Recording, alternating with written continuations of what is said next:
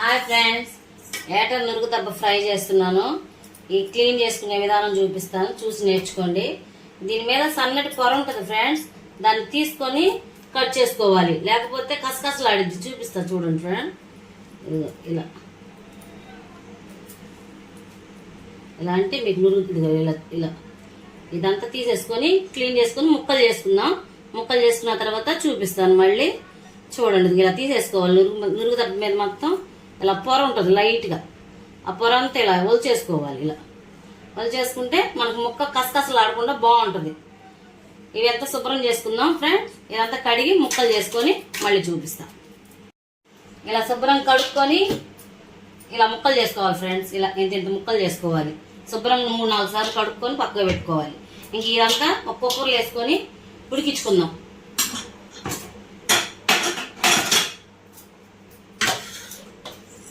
శుభ్రంగా ఇదంతా కుక్కర్లో వేసుకొని ఇది 2-3 సార్లు కడగాలి ఫ్రెండ్స్, లేకపోతే నురుగుగా ఉంటుంది. 2-3 సార్లు శుభ్రం కడుక్కొని కుక్కర్లో వేసుకొని, ఆల్రెడీ దీనిలో వాటర్ ఉంటాయి కాబట్టి ఒక్క చుక్క వాటర్ వేసుకొని పొయ్యి మీద పెట్టుకుందాం.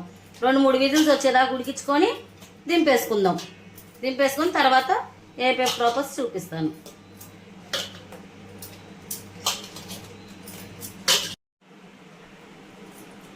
ఆల్రెడీ ఇందులో వాటర్ ఉంటాయని చెప్పాను కదా ఫ్రెండ్స్, ఒక్క చుక్క ఆ వాటర్ ఉడకటానికి చిటికెడు పసుపు, కొంచెం సాల్ట్ వేసుకొని ఉడికిచ్చేసుకుందాం. కుక్కర్ వేసి కుక్కర్ పొయ్యి మీద పెట్టుకొని 3 విజిల్స్ వచ్చేదాకా ఉంచుకుందాం ఫ్రెండ్స్. 3 విజిల్స్ వచ్చినాక ఓపెన్ చేసి చూద్దాం. 3 విజిల్స్ వచ్చినాయి ఫ్రెండ్స్. స్టవ్ ఆఫ్ చేశాను. ఉడికిందో లేదో చూసుకుందాం. బాగా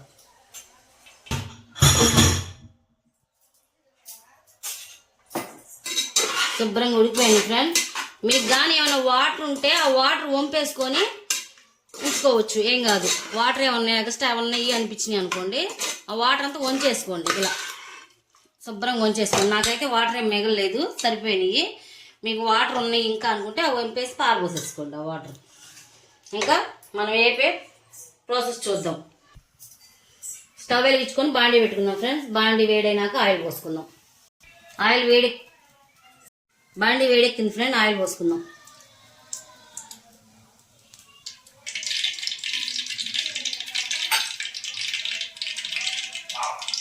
కొద్దిగా జీలకర్ర వేసుకుందాం ఫ్రెండ్స్.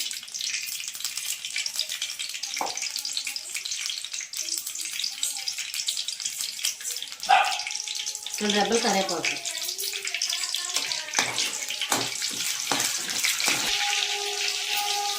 జీలకర్ర వేగింది ఫ్రెండ్స్. ఉల్లిపాయలు వేసుకుందాం. ఒక ఉల్లిపాయ కోసుకొని సన్నగా ముక్కలు కోసుకొని వేసుకుందాం.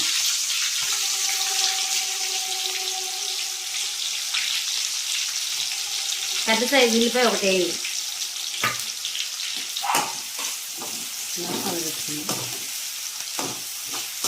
బాగా ఏగేదాకా ఆగుదాం ఫ్రెండ్.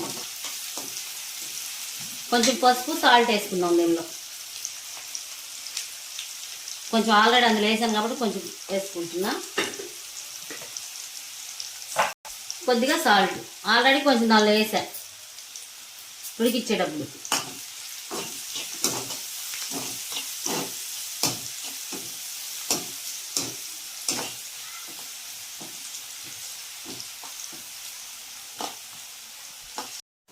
ఉల్లిపాయ కొంచెం మెత్తపడింది ఫ్రెండ్స్. పచ్చిమిరకాయలు టమాటాలు వేసుకుందాం.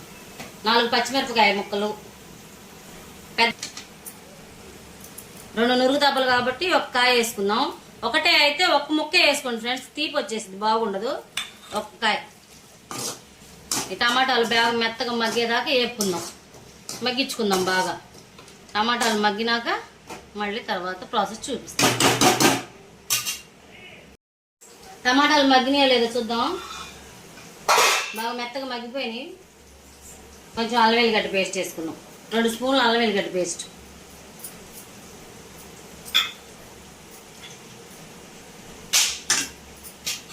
ఇది కూడా పచ్చివాసన పోయేదాకా 2 నిమిషాలు వేపుకుందాం.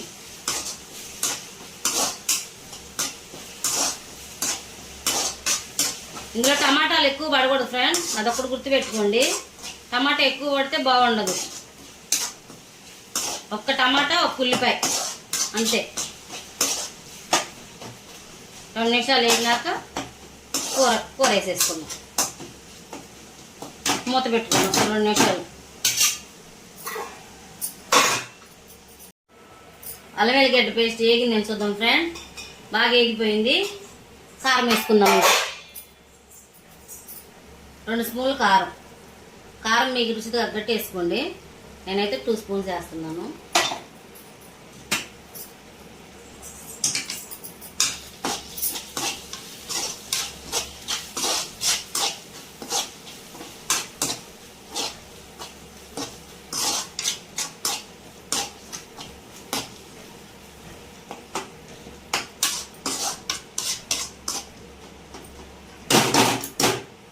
రెండు నిమిషాలు కారం కూడా వేగనిచ్చి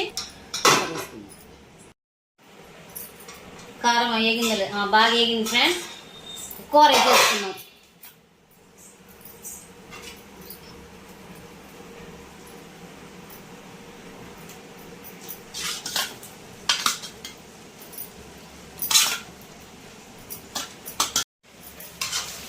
బాగా కలుపుకుందాం. ఆల్రెడీ ఉడికిందే కాబట్టి పెద్ద టైం తీసుకోదు. ఒక 5 నిమిషాలు అలా వేపేసుకొని స్టవ్ ఆఫ్ చేసుకుందాం. చిన్నపిల్లలకైనా పెద్దోళ్ళకైనా నురుగు దెబ్బ చాలా మంచిది ఫ్రెండ్స్. చాలా మందికి తెలియదు కానీ తినరు చాలా మంది, కానీ చాలా మంచిది నురుగు దెబ్బ తింటే. బాలింతలు అయితే చాలా పాలు పడతాయి పిల్లలకి. బాగా మెత్తగా ఉంటాయి కాబట్టి పిల్లలు బాగా తింటారు. దీనిలో ఎముక అనేది ఏమి ఉండదు. గుండెకాయ ముక్కల్లాగా బాగా మెత్తగా ఉంటాయి. ఒక 10 నిమిషాలు మగ్గించుకుందాం. మెత్తగా మగ్గిపోయింది. ఇంకా మూత వేసుకొని కూర అయ్యింటుంది ఫ్రెండ్స్. చూద్దాం. బాగా వేగిపోయింది. ఇంక సర్వ్ చేసుకుందాం ఫ్రెండ్స్. స్టవ్ బంద్ చేసి